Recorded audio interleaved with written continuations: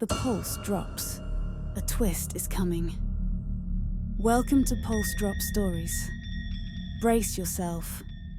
The fear begins now. The wind howled like a banshee, clawing at the stone walls of the lighthouse. Rain lashed against the thick glass of the lantern room, distorting the already menacing gray of the sea. Inside, Elias shivered, pulling his threadbare coat tighter around him. He'd been caught unawares by the sudden storm, and the distant, lonely glow of the lighthouse had been his only salvation. The keeper, a man named Silas, was a figure carved from granite, his face a roadmap of wrinkles etched by wind and worry. He spoke little, his voice hoarse, a gravelly rumble that seemed to carry the weight of the storm itself. He'd warned Elias about the light, a malevolent thing that pulsed with an unsettling energy.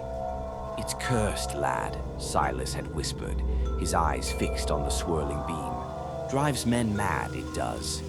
Makes them see things, hear things, things that ain't there. Stay away from it. Stay down here." Elias, a pragmatic man of science, had scoffed inwardly at the superstition. Still, the unsettling intensity of the light, the way it seemed to vibrate rather than just shine, did put him on edge. He tried to engage Silas in conversation, to learn more about this curse, but the old man had been strangely evasive, deflecting questions with grim pronouncements about staying away from the lantern room. As the storm raged outside, Elias became increasingly suspicious. He noticed the way Silas navigated the lighthouse, his movements precise and confident, almost too confident for a man who lived in such an isolated, treacherous place. He noticed, too, that Silas never actually looked at the light. Then, late in the night, as the wind shrieked its mournful song, Elias saw it. He'd gone to fetch water, and Silas was standing by the window, his face to the storm. Except his eyes, usually fixed on the horizon, were unfocused, blank. They didn't move with the violent flashes of lightning, didn't register the crashing waves. Silas was blind. The realization hit Elias like a physical blow. The curse, the warnings, the strange behavior, it all snapped into place. Silas wasn't protecting him from the light. He couldn't even see it. He was protecting the light from him. The next morning, the storm had passed, leaving behind a world washed clean and gleaming. Elias was eager to get away, to put the unsettling experience behind him. But as he packed his meager belongings, Silas spoke, his voice a low, resigned sigh. "You're not leaving, lad." Elias turned, a knot of dread forming in his stomach. "Of course I am. The storm's gone." Silas shook his head, his blind eyes fixed on some unseen point. "The storm didn't trap you, lad. It brought you. You're here to stay." Elias frowned. "What are you talking about? This is absurd." Silas moved with surprising speed, his hand gripping Elias's arm with surprising strength. "The light, lad. It needs a keeper.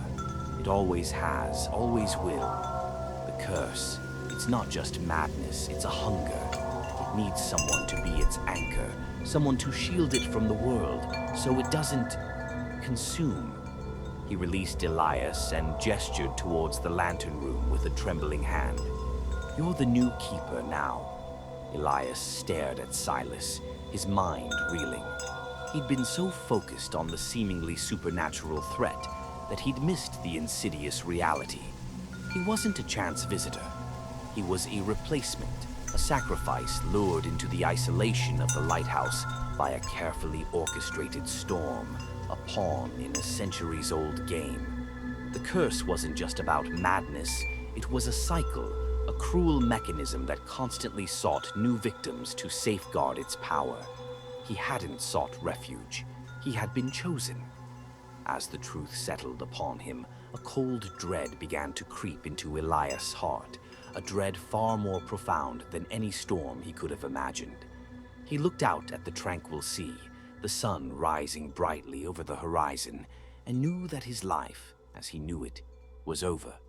He was the new keeper, tethered to the cursed light, forever bound to the lonely vigil of a lighthouse on the edge of the world. And the light, it seemed, was already beginning to hum with a terrible, silent welcome.